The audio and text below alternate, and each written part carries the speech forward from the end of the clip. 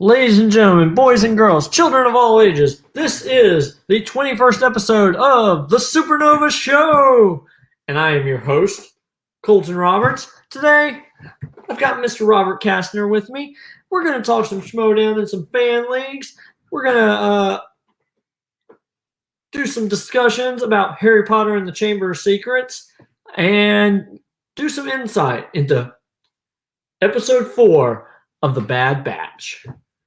Yeah, this is going to be good. I cannot wait. I'll still plug it again, just like I did last week. There's the YouTube channel, the SuperNova Network. I have now actually put it in the description, so hopefully Aaron will put it in the description of the video. That would be good. Yeah, I can't complain. Let's hit this welcome and introduction thing. Yeah, let's go ahead and bring out Mr. Robert Castner. Robert, how you doing? Happy drinking birthday to the SuperNova Show. I'm celebrating with a beer. Yay, and I'm celebrating with a Coca-Cola. I also had a Coca-Cola right here. I did both. Yeah. How am I doing? I'm doing amazing. You know why? Because it's right when I got off of work on a Friday, which means it's the weekend. Weekend. Yeah, for some people. For some people. Some people who work, 42 hours. Like me. So that's it's a big deal for me. It means I can stop sitting at my computer desk for 5 days and for a few days and revel in doing other things that I enjoy as opposed to sitting right there. Yeah. Well, that's good. So what you got? What you been doing the last week? I know. We'll get into it, but fan league stuff. I'm very much still doing those things. I have more things that are planned coming up, especially in the next 2 weeks that are critical. So, and obviously we have a Memorial Day weekend coming up. Be a nice chance to recharge. Nice 4-day weekend for moi. Yep. And, just mostly those things. That's kind of mainly what I do for the week. Okay, so I have a question. So what is your name about today? Everything's going to be in reference to the Bad Batch or whatever show we're watching. So that's just a line that's said from one character to another in the Bad Batch that we will discuss. Yep, that is absolutely right. I cannot wait to talk about that. And let's go ahead and move on to some Schmoedown / fan league stuff. Absolutely. So last week we were talking, and it was right in the middle of the Danger Zone and Deception match. Did you have the chance to watch it? I unfortunately have not, but I know that, we kind of went over it in the results, so I feel like I was there. Okay, so Danger Zone won. I don't know how, because this week we got Danger Zone versus Rushmore. Finale, the finals. Yep.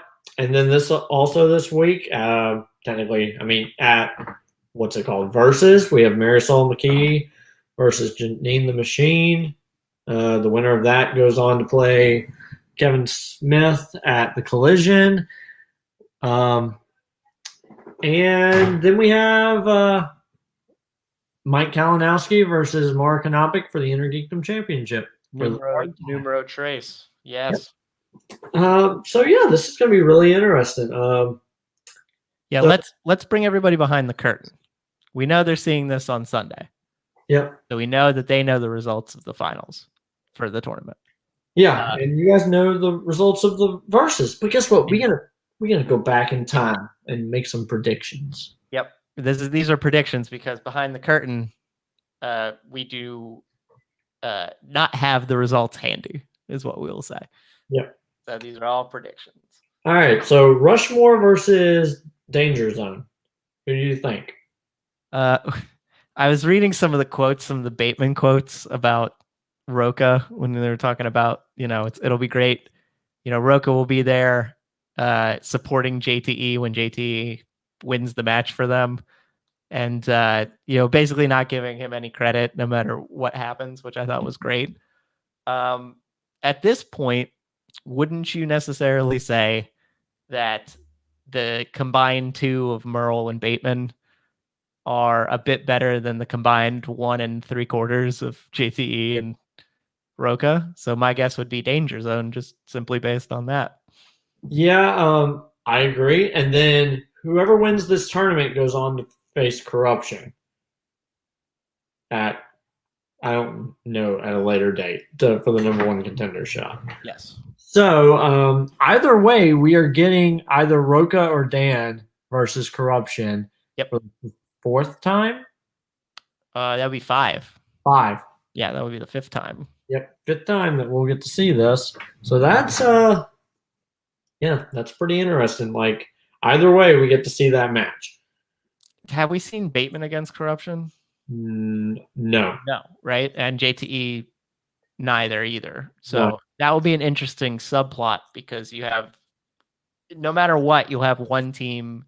You'll have either team that has one mate that has a lot of history with Corruption, and then you'll have one that has virtually no history. So it'll be interesting to see how that dynamic kind of plays out. You would have to imagine that the experience, since these are both new teams, would sort of work in Corruption's favor, especially since they just had this time to kind of sit back. I know Mike's going for the IG title again, but still, in my opinion, it would seem like this tournament's all cool and everything, but it's really kind of Corruption versus the winner of Shazam and Who's the Boss, right? Yeah. Yeah. Honestly, I was thinking if Danger Zone wins, I think they beat Corruption. Because I think the two of them together are better than Mike and Chance. I think it's close. Well, because at least in the last match that they played, they both did perfect in their in the Danger Zone versus Deception. They both did perfect. Yep. And Mike is in. I do not believe that Mike is capable of doing that in teams or singles, and that already bridges the potential 3-point gap if they both get the extra point correct. I think if you want to believe, do we know when that? We don't know when that match would happen, right? That teams match, the number one contender match. No. I mean, heck, we could have already filmed and we're just talking about stuff that doesn't actually matter. Is true. I was thinking, Mike has so much to learn and what's going on with IG that you could make that case. I do think he's good enough to deal in perfect rounds and whatever in teams and singles. But if his attention is spread so thin, considering how much additional studying he would need to do for IG, especially get ready for what's happening on Friday for the Battlefield, then you could definitely make that case. I just think in this instance, teamwork and continuity would win out. Yeah, it's going to be really interesting. I hope Danger Zone wins because I think either way, I think it's going to be a good match. But I think Danger Zone, they're the force to beat right now. Like they are, and you wouldn't trust Roca in this situation. No, I would not. And yeah. So I have Danger Zone winning, and then yeah. All right. So can we go further into who you would say? Because you've basically intimated that they would beat Rushmore and they would beat Corruption. Would you have to guess who it is that they would be playing for the title? I think they're going to end up playing. I think Shazam will beat the Odd Couple. Yeah, I do too. And then I think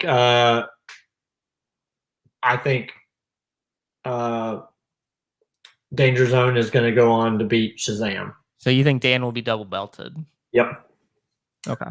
Yeah, and I think this will be the time when Ben gets his team's belt. Okay. Which will basically cement his legacy at that point then, because he'll be 2 belt holder, and there's not that many people with 2 belts. There's like a half dozen. Yep. Yeah, I agree. But yeah, and then so what do you think Janine the Machine versus Marisol McKee? I mean, I like both of them. They are both very good competitors. They both have a nice shtick with their character work, which is really cool. It's a nice meeting of competitors here, showcasing women, showcasing people of color, trying to do this thing, opening up dynamics of the league, which has been good. They've been doing that a lot lately. It's good to have that as a cornerstone for one of these pay-per-view events. I just don't see how Janine can hang. Yeah, I agree. I think Marisol's going to win this. I hope she beats Smith at Collision, and then I think she's going to end up beating Merle. So according to when they, Whoa, you think she's gonna go on that high of a trajectory? That's yep, I think if she's training with Adam the way Adam made it seem like they were training so well when he was on 2 weeks ago, I think she might have it. And I don't know exactly. Again, we don't know when the filming of this, so Dan might not be double belted at all. No. If they wait and push the title match back a few months to like give it some room from Collision, then he could be for a little while. They might want that, right? That might be something they want to see. Yeah, and then but that's what I think. I think she's gonna go through. I know they would love to have Kevin Smith win and face Dan, but I don't think that's realistic. No, he's played. I mean, I give him a lot of kudos for how it is he kind of dominated that Stacey Howard match, but his level of difficulty of competitor is escalating very quickly. Yeah, I think the only way he wins is if he plays Janine. I think he could beat Marisol on his best day. Like if he has a not good day and he has his best day, I think he could beat her. I don't think it's inconceivable. Yeah, that's true. You're absolutely right. Like if she has a really off day, then yeah. But I think like Janine, I think she's good. Janine is good. Janine just get kind of like she's kind of one of those people. I liken her to like one of those. She's like Rocky before he fights Apollo. She's like a middling lifer who she has talent, but for some reason either she gets in her own way, circumstances don't work out, luck, whatever it is, fate accompli, whatever you want to say, just doesn't seem to be in her cards sometimes. Yeah, I was just thinking like it's one of the things I like about the digital matches is one thing I did not like about her, like she played fine, but whenever her character, I never liked it because it was a very arrogant heel, but a very arrogant heel that went on to lose a lot doesn't work for me. I mean, she was 2-0, right? And she was in that triple threat. And she was winning, and she was on the road to winning. And then that third round in that event sunk her. And to me, she's never really recaptured what the glory and dynamism that she had after those first two matches. Yeah. All right. So Mike Kalinowski versus Mara Kanopik. Yep. What you got? I think Mara's leveled up. I think she's playing at Super Saiyan level number 2. Yes. And I think Mike is still at Super Saiyan level number 1. I don't think he's leveled up yet. I think that second match of theirs that they played, when was that? That was like a 2017 Spectacular. Yeah. Spectacular 2, maybe, or 3? 3. Yeah, I think it was 2018. Okay. Yeah. 2018 Spectacular. She was not in her best frame of mind in that. And then it kind of boiled over when she lost. And we hadn't seen her for a long time after that. Since she's come back, she's been very impressive. And she has the right kind of coaching and faction behind her. I just don't see in her new headspace with her new support how it is that she could lose this at all. Yeah, I agree completely. I think she's got it. Yeah. Like there's no, I don't see a possibility where she loses. I mean, it could happen. Like, she could get opponent's choice if she decides to put that on the wheel. And she will, but yeah, I understand what you're saying. Like, something could happen. Like, she gets really bad numbers in round 3. But or she boots the speed round. Yeah, that's true. We don't know. But I just think she's on her path at this point to cement herself as the best Inner Geekdom player ever. And I don't think, I don't know how much she really cares about it, but I don't think she wants to see that potential derailed. Being a 2-time champion, as good as she is, I know Mike, I know Rachel, I know Smets, I know Chandru, but I just feel like at her peak, she feels unbeatable. She feels unbeatable. Everybody else, well, I mean, Smets felt unbeatable till he messed up in that collision match, but then he won the title and he felt unbeatable. And then he lost, circumstances being what they were, he lost to Chandru, and then that kind of went away. I know that's kind of the veil of what happens. It gets lifted when you lose, and the Darth Vader mask comes up, and he doesn't seem as daunting anymore. But I just, at her peak, I just don't see it. Yeah, I agree completely. Yeah, she's got it. Now, have you watched any of the content from this week? No, I've been busy. Okay, so I did not watch the Marie Wilson versus Gold Leader match, but I know who won, and I know who won between Greg Alba and Taylor Robinson. But so there's a storyline thing that happened this week where Andrew Guy. Do you care if I spoil this? No, I don't care. Okay, so Andrew Guy was going to talk to Grace Hancock, and she was asking him how things were going, and like he started like slipping, like whatever was going on with him, to where he woke up in 2017. He was starting to remember all the Schmoedown stuff. Yeah. So she started reciting some words, like Winter Soldier style. Yeah, that's what it seemed like when you were telling me. So 2017, Diaz, Lion's Den, Compromised, Set, and then Action. And then he went back into commentator mode. And he leaves, and then she calls, and she's like, yeah, you're going to have to show up soon because I can't handle this by myself. And I'm like, ooh, who's she talking to? And it was so interesting to hear.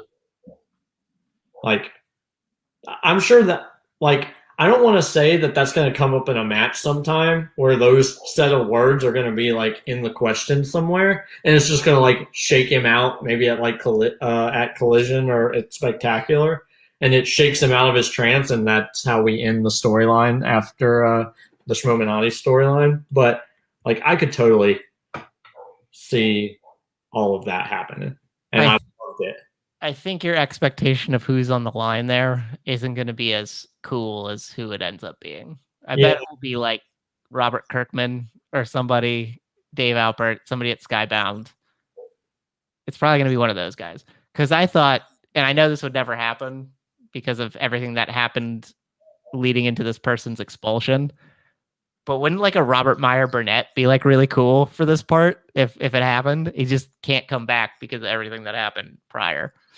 Yeah, I always hated that he got removed.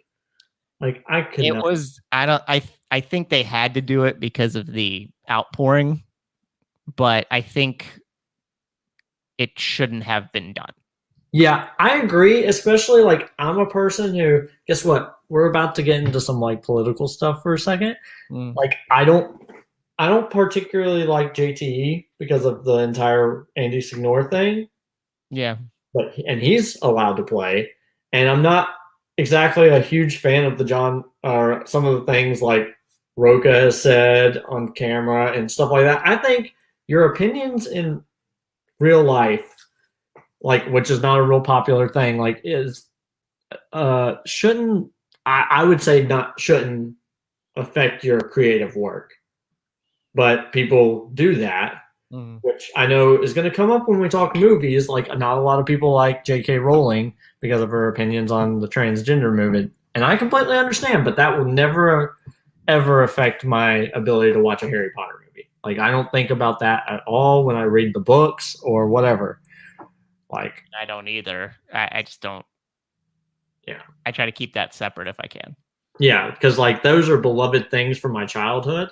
And it's the same thing. Like when I'm watching the Schmoedown, I'm not thinking about real world stuff. Like I'm not thinking about COVID. I'm not thinking about the George Floyd situation and the Black Lives Matter, any of that. Like I'm not thinking about any of the things that are in the real world when I'm watching entertainment. Like I do and I don't. I vacillate in and out, but it doesn't. Even if I think about it contextually. I don't think about it passionately and how it connects to my feelings on things. Yeah, and I know like I watch.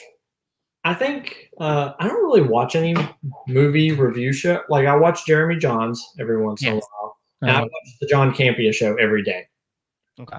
And because I'm a huge fan of John, and Robert's on there, and he's a great job. So I don't like. I understand he was very heated in the situation when everything were said, but yeah, like I don't know. I bet he could come back at some point. Yeah, I think it's too soon right now. But wouldn't it be cool if it was him, just based on the old arc of the family and him being his manager and him being a crazy person? Wouldn't it just be great if it was him? That's kind of who was in my mind. Yeah, yeah, that would be good. I've always wanted like the Schmoeminati to be Mark Ellis. So the fact that he's working with Mark Ellis makes it seem like it's not going to be that. Because I would love a Mark Ellis heel turn, especially on Christian. Maybe I think that would be, yeah, it could be Ken. Maybe Ken.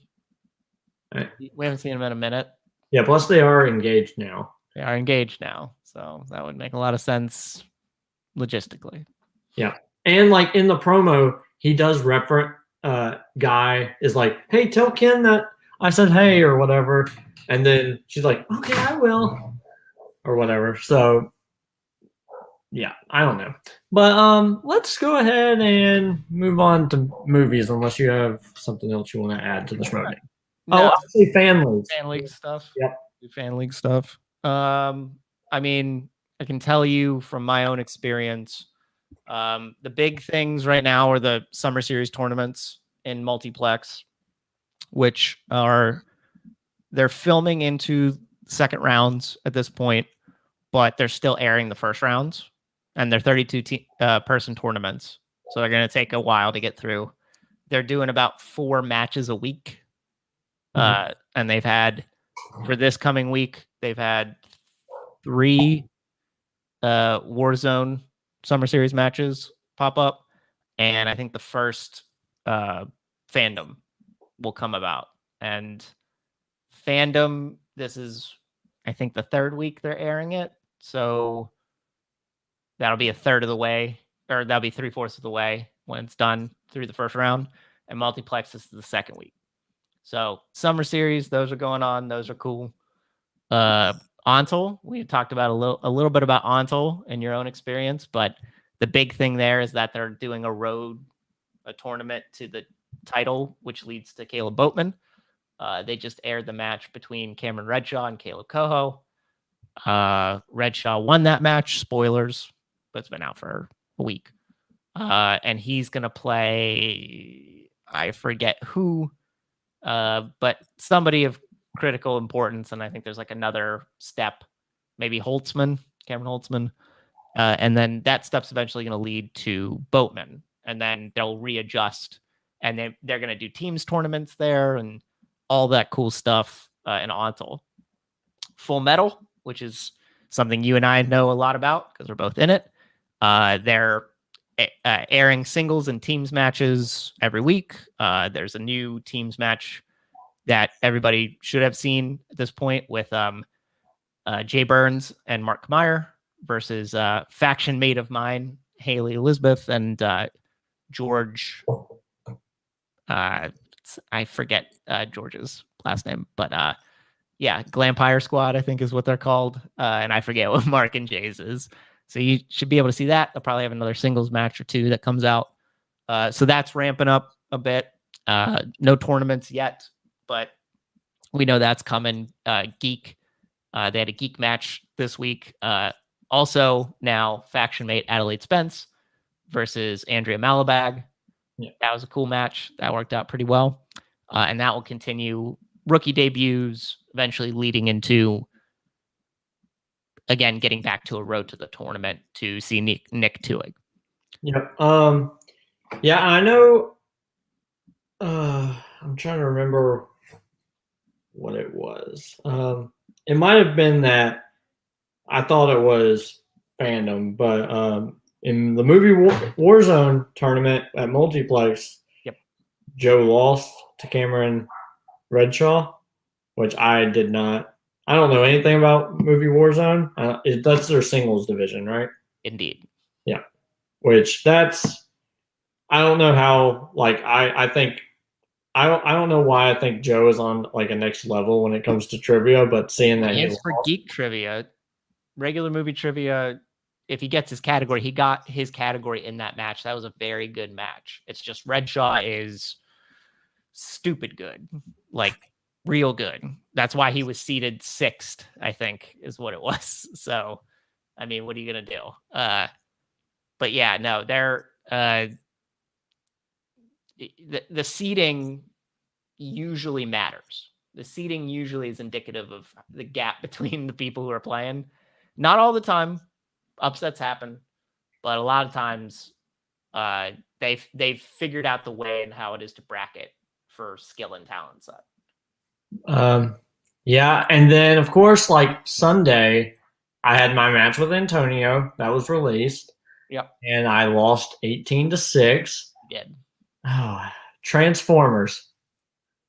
Those questions sucked. I knew a couple, but those. Yeah, they were not. And he got MCU, right?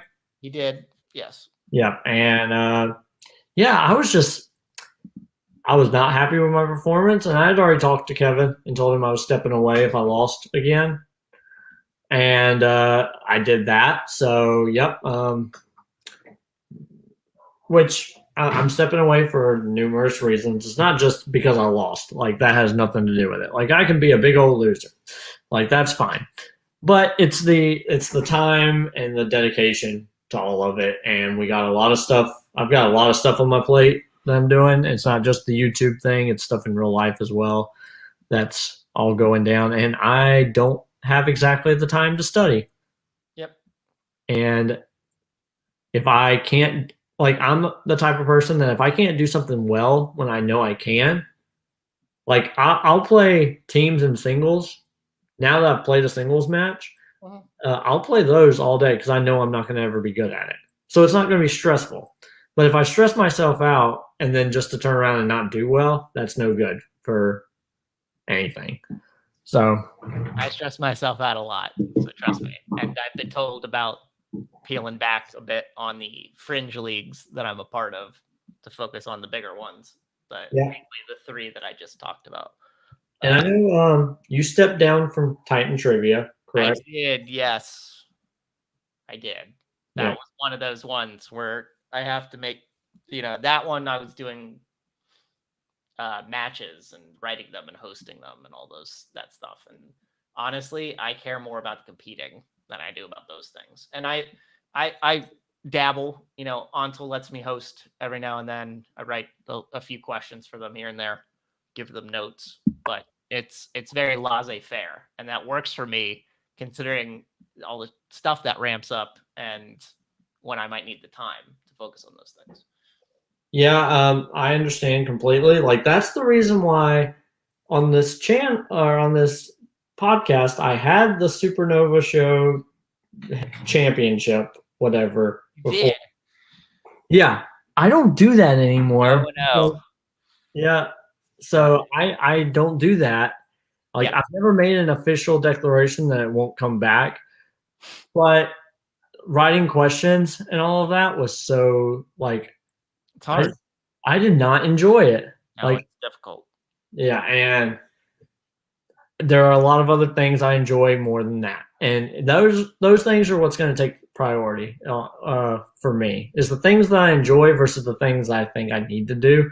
I don't need to do that. So I will say it is helpful if you are competing, because it really drills things into your head because you're writing them down. But if you're not competing to that degree, then yeah, it's just additional work. yeah, and it wasn't even things like I would literally be like looking up directors or movies and then looking up stuff. Like I wouldn't even be watching the movie to write a question about it. I don't watch stuff to write I don't watch movies to write stuff. I will Like I know some people that's how they study is they'll watch a movie and be like, "Ooh, that would make a good question," and they would write the question down and the answer, and then once they wrote it down, that's how they'll remember it if it's ever asked. But guess what? That's nope. I purely I'll watch movies like I watch it for the enjoyment, and if I pick up trivia things for it, then great. If I don't, then I was just never going to. Like looking at my flashcards, that's the easy part. Like remembering all the little bitty details about movies that I don't care about. Like especially like I'm not gonna watch the mixed bag stuff. So if you ask me questions about that are less than just like the little IMDb page, I'm not gonna get that. Like it's not gonna happen. I'll spend like an hour maybe reading through some stuff, but and when I had time, like I watched like Ninja Turtles and stuff, but other things take priority. Yeah. Especially in relation to like different types of leagues and what's coming up. Like right now, I don't have anything immediately in front of me that I can study for. So I'm trying to incorporate those things that I haven't been watching for leagues just because I can't. But that when other things happen, then that will take precedent. And then the other things get pushed to the back. Yeah, like I told them that I would absolutely come back at some point. I may come back before the end of the season. I may wait until next season and come back, or like I don't know. I'll figure it out. But that's how it's gonna be. Like Full Metal is pretty much the only league that I'll like stick with because I placed into it. Yep. And so if they give me another match in 3 months, because we're the 0-1 crew over here at the SuperNova Show, if they give me a match, then I'll take the time and study for it. But pretty much other than that, I'm just gonna chill out and do my own thing and do this podcast and do my channel and then, like work and be a responsible husband and father. But yeah, speaking of TMG and leaving, if you saw the other match that debuted along with yours, maybe it's a good time because there are some very, very, very good rookies that are there coming up, and they had a crazy match, including another person who just became a faction mate of mine, Tyler Birch, who's awesome. But all right, so let's move on and we'll talk about some of Harry Potter and the Chamber of Secrets. Indeed. Let's dive in. I hinted at it last week. Like I think I read the first 3 books before this came out. So the Tom Riddle, I am Lord Voldemort twist, I was like, well, yeah, I know that.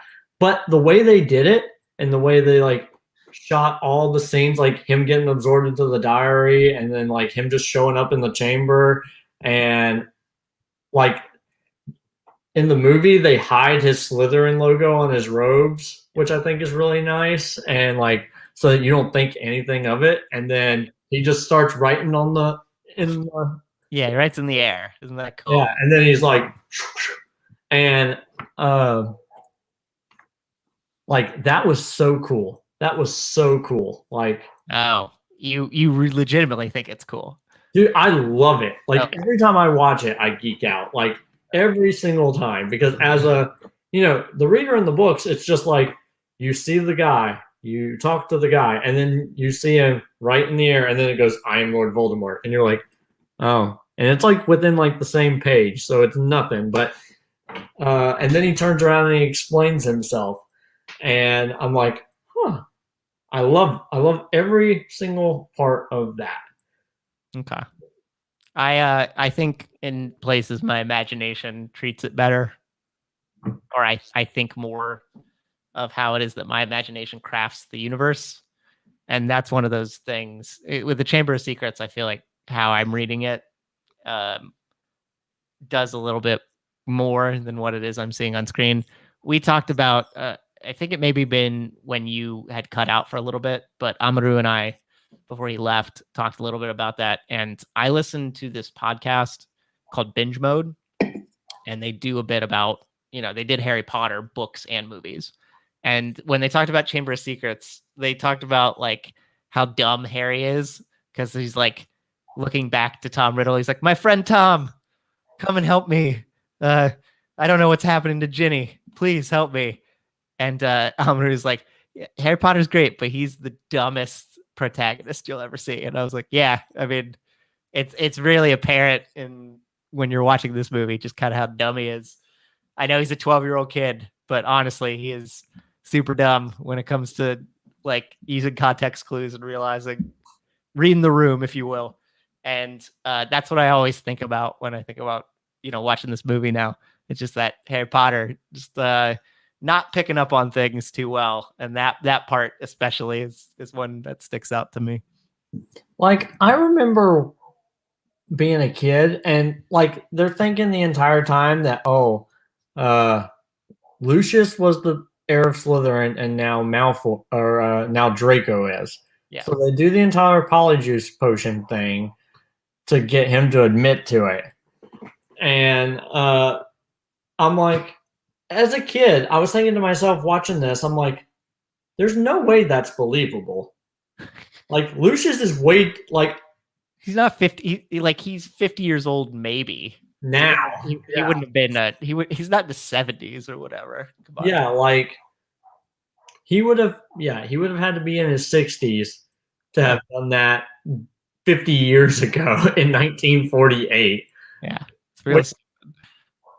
Like, in context, like, that's not something you actually realize until you read, like, I think the final book, that they tell you they might tell you what year it is in the earlier books. I don't know if they do, because I know in the final book they reveal that the Battle of Hogwarts takes place in 1998. Yeah. Which is so weird that they classify the brooms as Nimbus 2000 and Nimbus 2001. I mean, that just sounds cooler. Well, and it was really cool that the movies came out around that time, yeah. Around that time. So in my kid brain, I thought this is when the movies came out, and that was just the model of broom that it was. It's like, oh, the 2021 Ford F-150. It was the 2000, whatever. I having a moment. Nimbus 2000. There you go. Yeah. Firebolt didn't need a year. They were just like, it's the Firebolt. It's cool enough. Yeah, and so I always calculated. I was like, so 1950, Lucius is not that old. And then as I, got older and realized who the actor was and realized that no, he's definitely not that old. I'm like, Jason Isaacs, the voice of the Basilisk as well. Yep. Yeah, like I was like, no, I don't understand how I get that they could have been like, oh, well, maybe he just dyes his hair and it's already white, kinda. And I'm like, yeah, but even as a kid, I'm like, that doesn't work, Harry. Like, maybe if you said it was like Draco's grandfather, but yeah, maybe. Yeah, but you specifically say Lucius did it 50 years ago, and now he's taught Draco how to do it. And you're like, oh, no. I mean, at that point, we're just playing with vendettas, and Harry just wants it to be true so that he has a legitimate reason for everybody to hate Draco the way he does.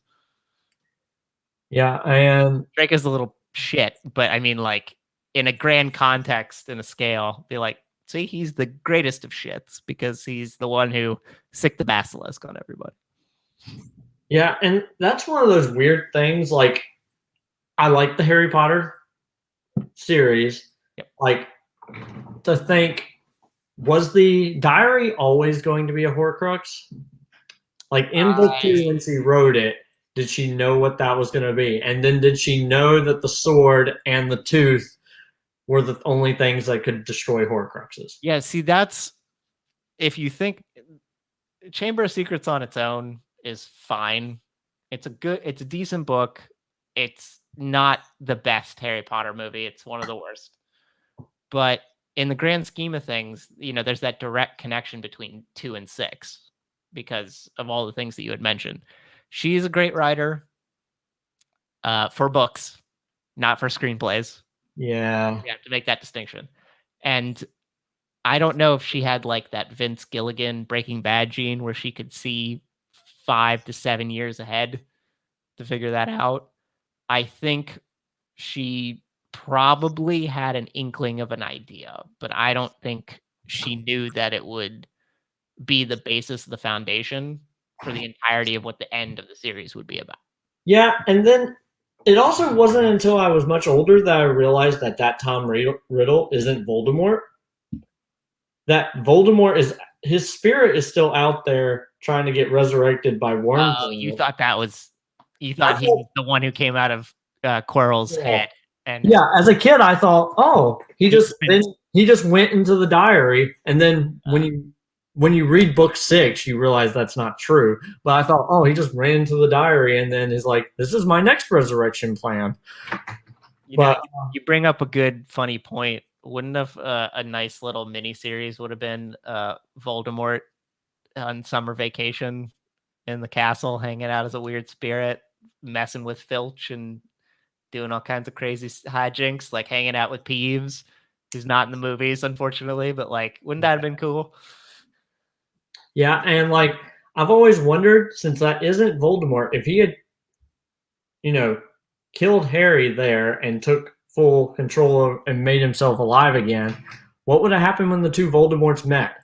Would they have would Voldemort's spirit form would have just been like, hey, you're young and better looking, I'll let you take over? Or would they have merged? Or what would have happened? They would have merged.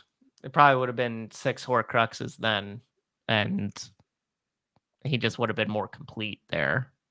Yeah, because like the good look, like there's no way, like in the books, like he has no nose and he has like the red eyes. Like there's no way that person like gets the attention of the people. But handsome Tom Riddle from the second movie totally gets the attention of the people. Like if Adolf Hitler is any kind of recognition of a quasi good looking man who can talk nice with bad ideas, young Tom Riddle could totally have taken over the world with just his charisma. I know that a lot of people like Half-Blood Prince, and Half-Blood Prince is a good movie, but I like reading and imagining in the book because you don't get a lot of background Horcrux stuff. You have to cut stuff. That book's 700 pages or whatever the hell. Oh yeah, that's the reason why I hope they do a series. Like last week, we talked about them doing a series of the books. Yeah. That would be one of the only reasons why I would like that, because there's so many things like in book 6 that shows where like the cliffside and why he would choose that and all this stuff that is the Tom Riddle backstory that you get in book 6 that you don't get in the movie, and it totally like kind of identifies with his character and stuff. Like the fact that his mother kind of raped his father is the reason why he can't love, and the reason why because he can't love, he hates everyone. And he doesn't have the greatest weapon at his disposal. Yeah, like. But what I was gonna say was just that you only see shout out to Fear the Walking Dead for anybody who watches that. Nick from Fear the Walking Dead, Frank Delane, plays teenage Tom Riddle, the one who hangs out with Slughorn. But I would have liked to seen who they would cast as the young man version, the one who didn't have the all powerfulness, but he had that charm and charisma that you're talking about that he could use to. He worked at Borgin and Burke's, for Christ's sake, a dude with all the talent in the world, just so he could hang out with old artifacts for the sake of Horcruxology or whatever the hell you want to call it. So I think that would have been cool to see him not as the all-powerful dictator, but as the young man who's scrambling for power and using every available object at his resources, which in this case was really kind of like his good looks. Yep. Yeah, like I love how we're talking about Chamber of Secrets and we've just hit Half-Blood Yeah, Prince. I know. Well, I mean, like I said, there's a direct parallel. Like, Yeah. I don't think any two movies or books are as deeply connected, honestly, than 2 and 6. I mean, 7 part 1 and 2 because they're the same story, but you know what I mean. Yeah. Separate entities of movies, they're the ones for Harry Potter that are most connected. So I have a question. So does it aggravate you at all? Like maybe it's just me being a like being a critic of some things, but does it bother you that Harry's eyes aren't green? Well, I mean, they tried that, right? And Daniel Radcliffe couldn't handle the contacts, so they had to just scoot that out of there. Yeah, but instead they could have like had the actress who played his mom just have that color contacts because like she's an adult, so that it still keeps with the parallel of, oh, you have your mother's eyes. Yeah, I mean that's a little sad. I don't really care about that as much, honestly. At least they tried. Like if they hadn't have tried. I care a lot more about it in 8 when Snape's looking at him than I do in any of the other movies, because then it's a flat out lie. Because that one has the most depth behind it, if anybody's saying it. Yeah. In the movies, it does. In the books, it vacillates between that and like, I don't know. I forget who else.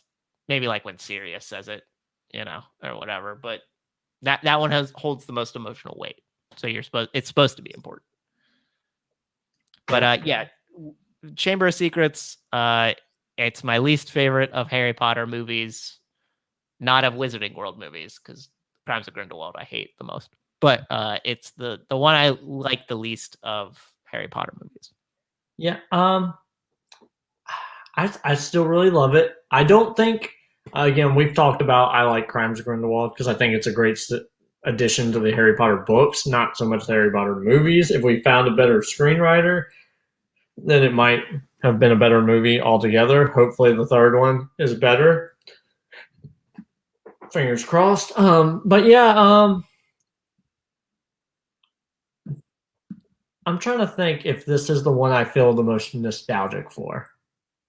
Because again, that scene in the chamber, every time, like I get goosebumps. The Tom Riddle scene, like the two Halloweens ago, I dressed up as Tom Riddle but with a beard and robes and everything because I was not allowed to shave my face because my wife said I looked like a child, and I was like, "That's what I'm going for. I need to look like a 17-year-old."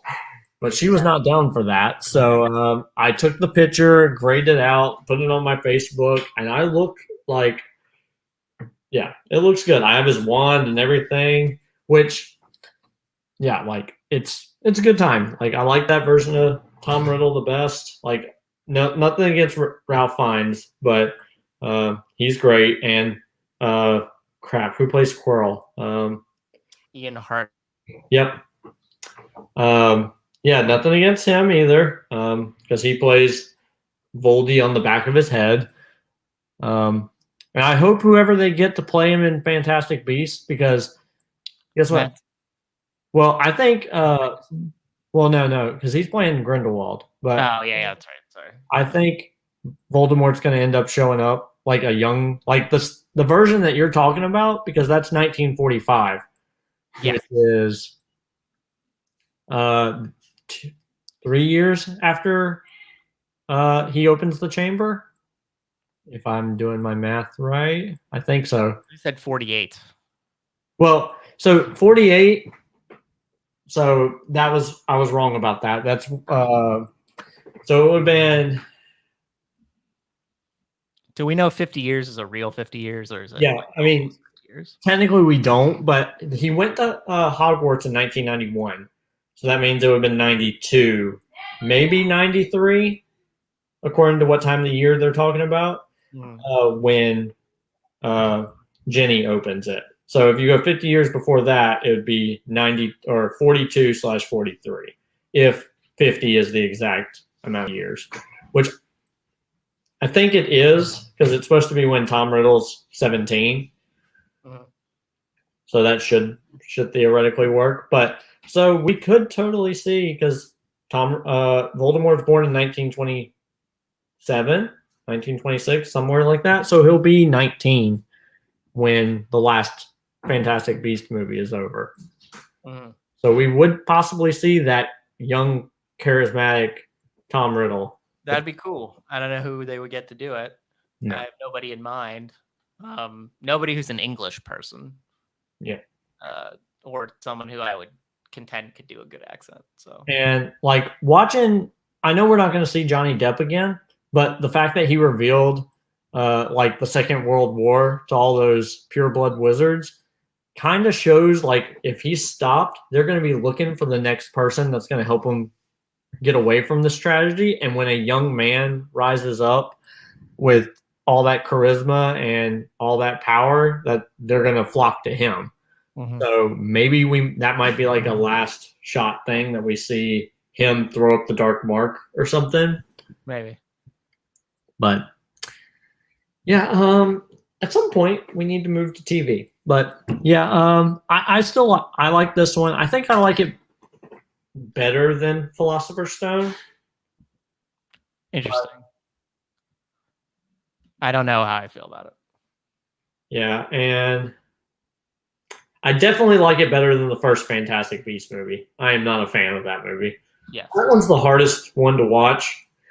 Like, I've watched it twice for enjoyment and watched it like 7 times for trivia purposes because all the Fantastic Beasts have weird names and I have to be watching the scene, say the name, and look at the animal to relay it in my brain. Especially if I know, hey, I'm choosing Wizarding World as one of my strengths. Frank the Thunderbird. Yeah, like Thunderbird, that's fine because I have you ever taken the Pottermore quizzes? No. Okay. Well, in Hogwarts, I was sorted into Slytherin, and in Ilvermorny, I was sorted into the Thunderbirds. So that one's easy because I remember that name because I am one. But it's all the other names that I'm just like, what? Like Pickett, the Bowtruckle? Yep, that one I forget every single time because it doesn't like sound like what he. All the rest of them like are play off of kind of what they reference a little bit. The Erumpent? Yeah, like Demiguise, yeah. Yeah, like Niffler. Yeah. I like these names. They're fine with me. But I never remember Bowtruckle. And yeah. Like, I just like his name because he picks locks, so it works. It's easy to remember. Yep. But all right. So you want to move to? Yeah. So do we just want to do like a last thing, like yay or nay on Chamber of Secrets? I would say nay. Oh, I mean, I say yay, but I understand why people don't like it. Yes. Okay. Good. Understanding's half the battle. Yes. Absolutely. All right. So, hey, you out there. Episode 4 of The Bad Batch happened. Had some cool things going on. Go watch it and come back and watch this. It's real quick. Really, we need to come back and watch this because we ain't going to wait around for you all day. We're going to Not really, no. We're going to wait around like a solid 3 seconds before we start talking about it. Okay.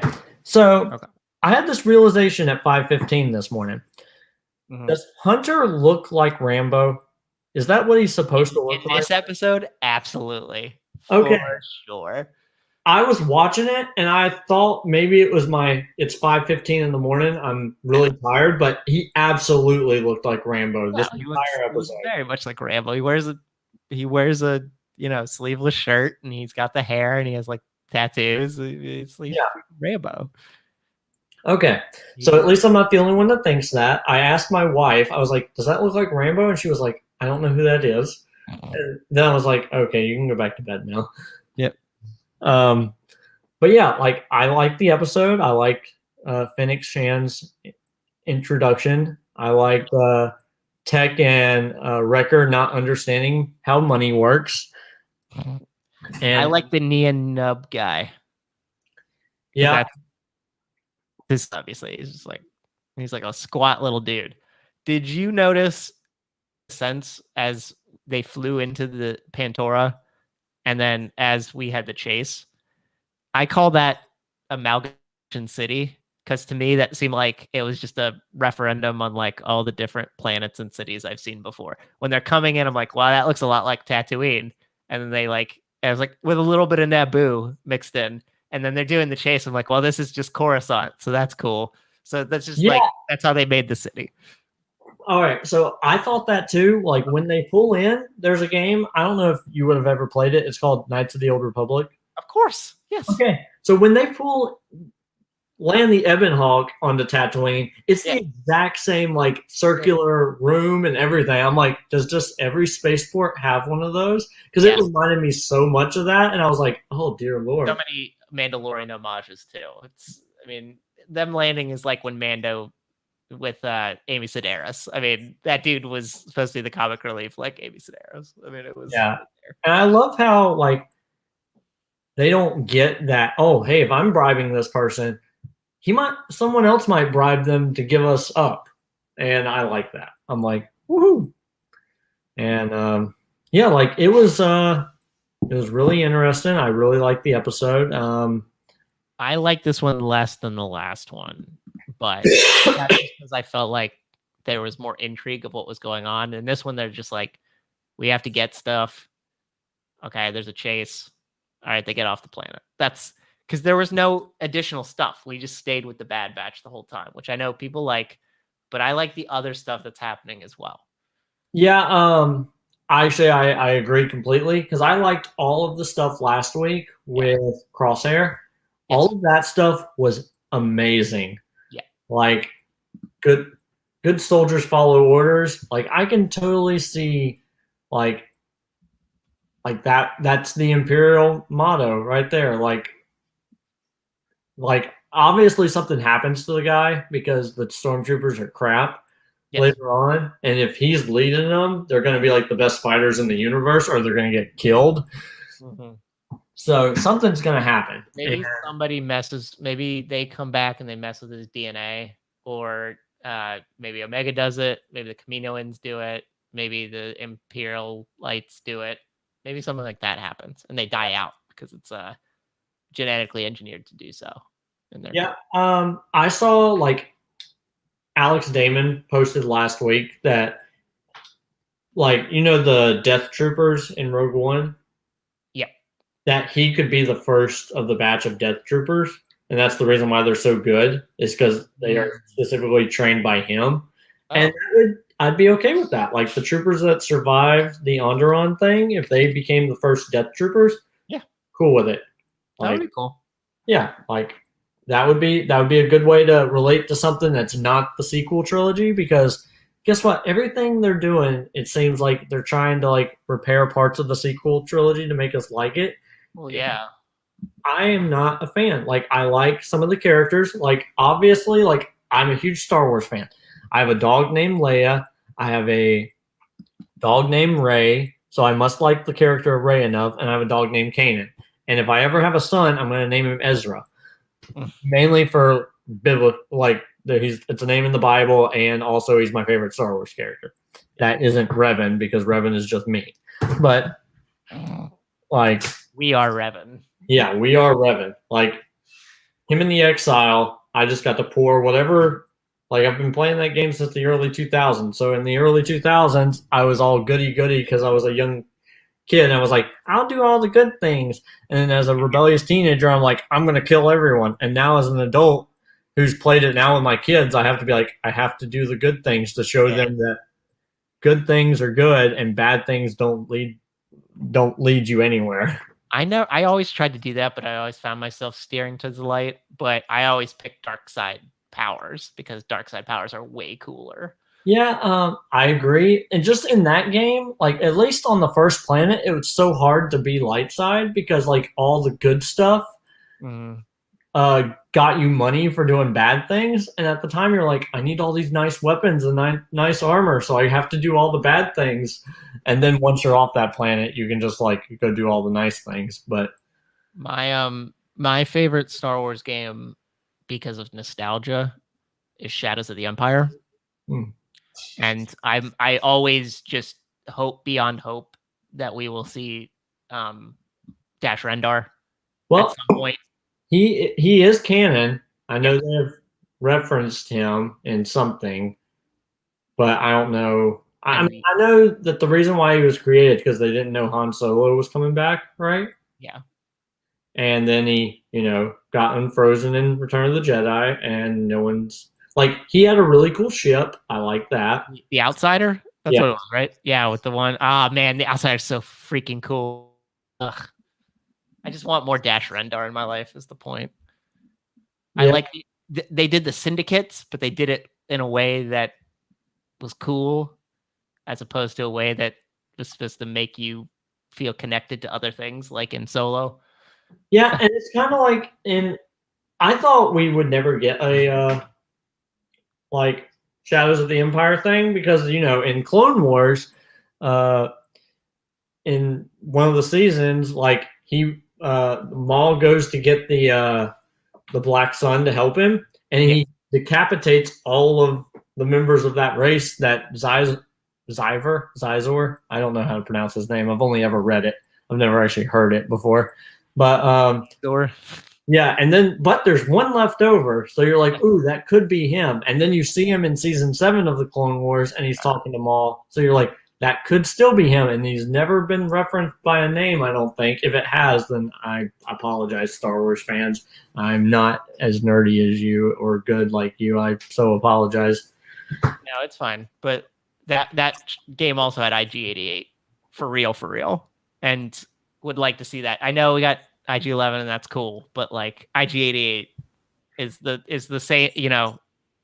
We got Boba, he got redeemed. I want more IG-88 potentially, possibly. So, nice look. I liked Jedi Academy and Jedi Outcast. I used to play that in high school. Shout out to is it Kyle Katarn? Yep.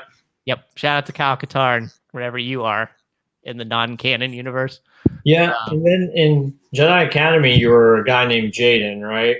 And then at the end, you could decide if you were going to go dark side. And then you had to kill all the Jedi and all the Sith, which made the game just so much harder. And then I regretted my decision and then restarted the game because I could never beat it. And then did the light side because it was easier. Yeah. I have not. My wife bought me Fallen Order. Still have not played it because there were other things I wanted to play prior to that. Still sitting on the shelf. I will get to it. I assume I will enjoy it, but I probably will like those other games as mentioned better. What does that have to do with the Bad Batch? Absolutely nothing. But the point is that the Bad Batch episode happened. I didn't feel like a lot happened with it. It was cool to see Fennec Shand. That's neat. But otherwise, I felt this was just kind of like a filler episode. Yeah. Yeah, I agree. And we got 12 more of these. So there's going to be some of these that are like that. And then more that are like, the bigger episodes. So hopefully that goes well. I mean, I know we're getting Rex at some point in the show. So, and it seems like Fennec is going to show up more. So we'll have that like story thread. And then we didn't see anything on Campino or Tarkin this episode. So hopefully they were chilling. They were in vacation. So maybe we'll get it. We did see what's his name? The captain, commander, whatever. The admiral. Yeah, the one who invented chain codes, whose name I don't care about. Yes, that guy. And that is spread throughout all reaches of the galaxy, apparently. But that crowd was the most sedated, happy crowd you've ever seen. They were like, yeah.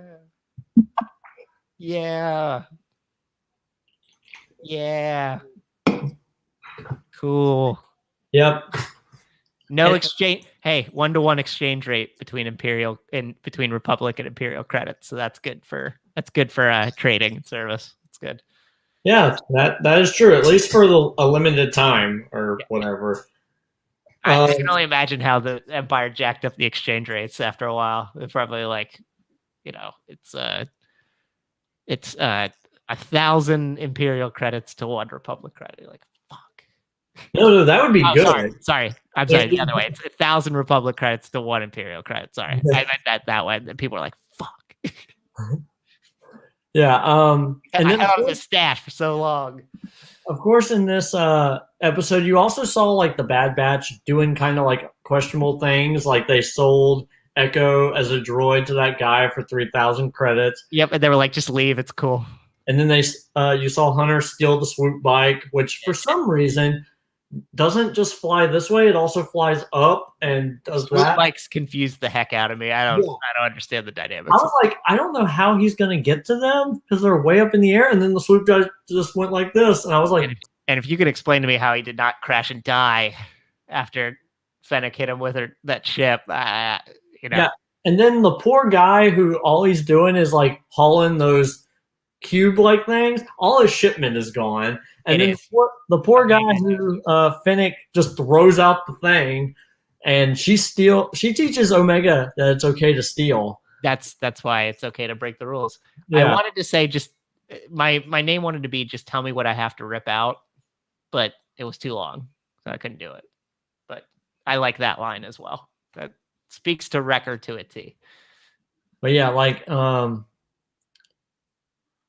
so they're doing a lot of questionable things, like what you don't really see, especially in cartoon shows. Like the protagonists do the right thing instead of like. So I guess they understand that most of the people that are watching this show are the people that also watch the Clone Wars and Rebels and have grown up with Star Wars and are now like teenagers. So they're like, oh, we'll show them this, and it won't like make them go out and be psychopaths. I mean, hopefully not, dear Lord. I mean, we already have enough of that in the world. Like, I don't know how it is around where you live, but now that they've lifted the mask mandate for people who are vaccinated, the Walmarts in my area have now taken down the signs where you don't have to wear your mask in. You can just walk in, and me and my wife and my kids were the only ones in there with masks, and I'm just like, it's been a week, guys. Also, they don't even check. People don't care. They're like 14 months. We had enough of this 9 months ago. Like, I could understand like if someone was at the door and was asking you for your vaccine card, and if you had it, then you could go in without your mask. Yeah, that's like Berlin Wall checkpoint, Cold War shit. Like, we don't want that. Yeah, but I mean, same thing. Like a few months ago, 8 months ago, there were people there like handing masks to you, and if you at least around where I live, that's a public health concern, though. Like I feel like there's a difference. Yeah. I get it though. I get what you're saying. No, I mean people are just fed up. They just want to go back to living their lives the way they want to. It doesn't matter. Yeah, which like most of the time, again, like I said a few weeks ago, I always keep a mask in my pocket and I always keep my wallet in my pocket. Unfortunately, today I'm wearing shorts, so I have to remember to but I have to go back to work tomorrow, so then I'll be back in my work pants, which have my work badge because I'm not driving my wife's car because she's not having to work tomorrow, and I'll have my wallet and my mask in my back pocket. And then I always feel like a gigantic butthole whenever I go somewhere and I don't have my mask or my wallet for that matter. But at least now I have like Apple Pay on my phone. So if I like go somewhere and like order a meal and then they're like, ooh, here's the check. And then I realize I don't have my wallet. I'm like, ooh, do you accept Apple Pay? And they're like, yes. And I'll be like, thank God. Now, of course, like when I eat restaurants that are like 5 minutes from the house, I'll be like, you hold on to that. And I drive back to the house and go get my wallet and pay those fine people. But like, yeah, I feel like a gigantic butthole if I don't have a mask. I just think it shows that you care. Yeah. Like, I know none of the people around me would even judge me because we live in the South. They'd just be happy. They wouldn't even notice that I wasn't wearing one. But for the for the benefit of the people around, because not only is it like, it's good for keeping out COVID, It's also good for like the flu and other stuff. And Yeah, also, if you're wearing the mask, people don't come up and talk to you. it's true. You get to I don't like keep people. yourself. Yeah, so you can just ignore them and you can just pretend you don't hear the person. But whenever you see their mouth move, then you kind of have to be like not rude. And when your day's already been like 8 hours of crap, you want to just like buy your bananas and go home. But that was not about TV either. That was just my little soapbox. But yeah, so yeah, people out there, don't sell your friends as droids. Don't steal people's swoop bikes. Don't throw people out of their cars. And please don't mess with people's supplies. And don't teach little girls to steal from poor vendors who that's probably their only way of making income. That's what we learned today on Star Wars The Bad Batch is hopefully don't do any of those things. And please don't be a bad example. No, the Bad Batch can show you that bad means good. Oh, yes. Which people knew from like the 80s, but you know. But yeah, I'm thinking this is going to be the end of this. Yeah. But yeah, again, the Schmoedown Versus was tonight, so maybe. Yes, I said Battlefield. I meant Versus. Yeah, I also thought it was Battlefield. I don't understand the difference between any of them. It doesn't matter. Yeah, like it's all the same. I think Battlefield is supposed to be 2 co-main events. There's not supposed to be an undercard, but last month there was an undercard because the tag team match got moved or canceled or whatever. So they did that. So literally last month there was no difference. No. But yeah, here's Versus. Hopefully Mike Kalinowski and Mark Anopik are already done or are about to play, and I get to watch just the end of Marisol and stuff, so I can like rewind it and then fast forward through them saying the rules and stuff. That'd be good.